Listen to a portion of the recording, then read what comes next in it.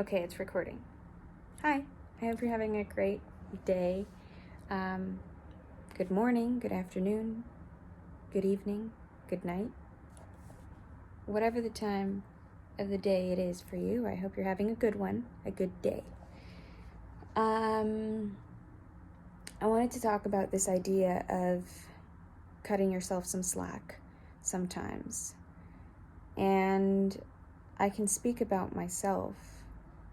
I am the kind of person that hyper focuses on all the areas that need improvement within myself, and I fixate on all of my mistakes and all of my shortcomings, and I have been quite harsh with myself. I've been a pretty harsh critic with myself.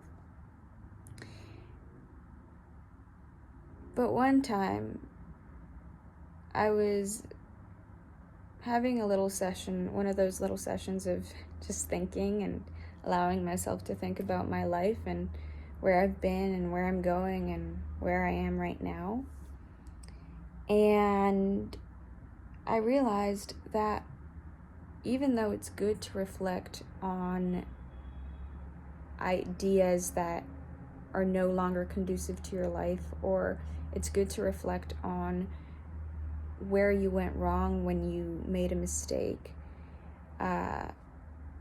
or it's good to reflect on the ways in which you treat other people or you treat yourself, and it's good to become aware of these things. But sometimes this can go to an extreme.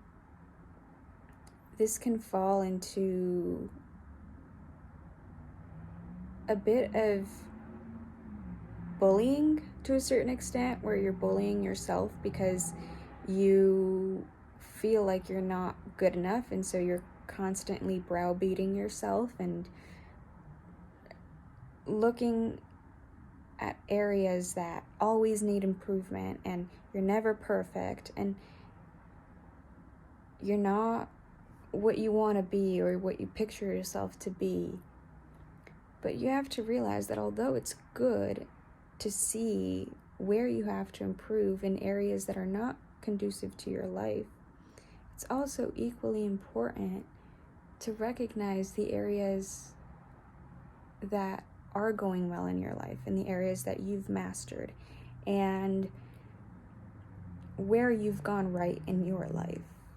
Because sure, you can have a list of all the things that make you a bad person or an imperfect person or an unworthy person, but what about the list of things that makes you a worthy person or somebody that's good enough, And obviously worthy, that's subjective, right? And I don't want to go into this rabbit hole of there's no such thing as worthiness. I'm going to go into that rabbit hole, so I might as well not get into that. But because worthiness is an idea and it's subjective, just like good and bad. But maybe I'll talk about it in a different video. And now there's a siren passing by. Hold on. Living in the city, how fun. But anyway, where was I? Okay, so everything that I've just described, I'm basically describing myself. I'm a very harsh critic with myself. And I think a lot of people, I'm not the only one that feels that way or acts in that way. I'm not the only one who is hypercritical about who I am. But I guess you also have to recognize that there are things that you've done in your life that have been good and have been good actions. And that's why balance is so important, and you can't fall to one extreme where you're just hyper focusing on all the areas that need improvement and everything that is wrong about you. You can't fall to that extreme But you also can't fall into the extreme of always hyping yourself up and always tooting your own horn, because that can develop into arrogance, you know?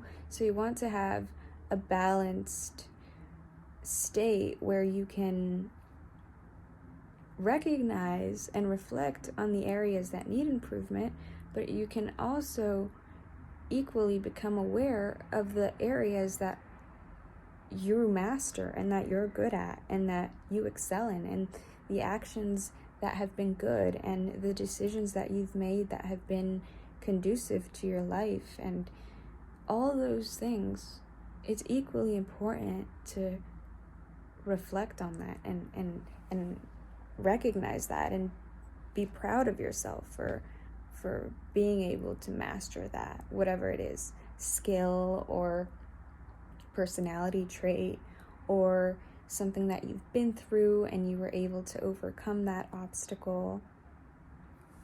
And so, like I said, you can't fall into one extreme or the other, because then it develops into something that is rooted in insecurity, right?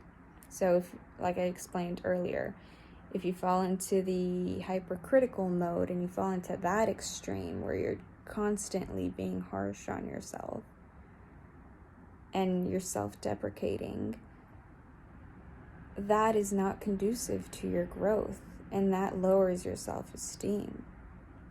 But if you fall into the other extreme where you're constantly hyping yourself up and you're like, oh my God, I'm the greatest thing in the world, and, you know, then that's arrogance. You're falling into arrogance, and that the root cause of that is your insecurity, because you need to prove to others that you're good enough, or that, I don't know, it's just this competition that happens where